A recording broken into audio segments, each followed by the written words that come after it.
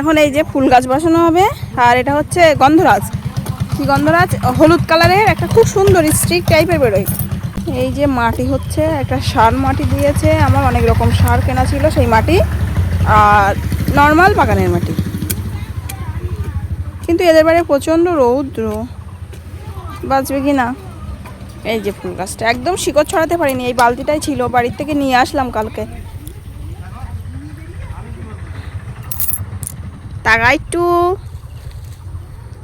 হাসি হাসি মুখে তাকা না, আমাকে বলছে গাছ বসাতে গেলে নাকি হাসি মুখে তাকাতে হয়, হাসি মুখে বসাতে হয়, তাহলে নাকি গাছ ভালো হয়। তাই সত্যি আমি শুনিনি তো কোনদিন।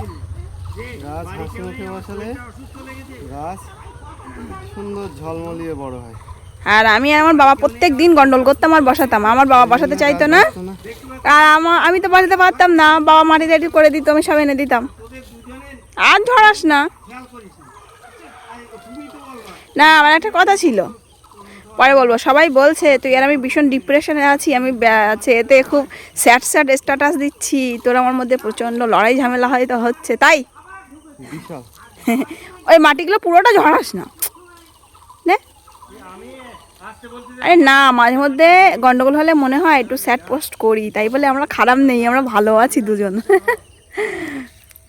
সবার মতো ওরকম করছি না, কিছুই করছি না। এর একদম শিকড় বেরিয়ে গেছে, এটা ধোবো আর লাগাবো।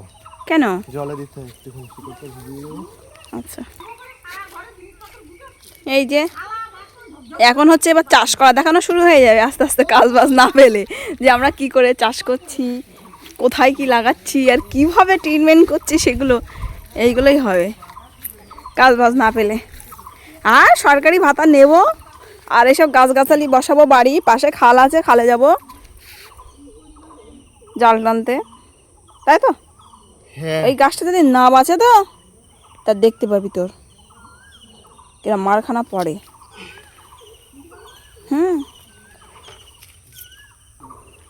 অলমোস্ট আমাদের গাছ লাগানো কমপ্লিট। এই যে আরও 2-3 রকম কী মাটি পাইল করলো, রাস্তার থেকে নিয়ে এসে বালি পাইল করলো, করে দিয়ে দিল। এবার আস্তে আস্তে জল দিলে হয়ে যাবে।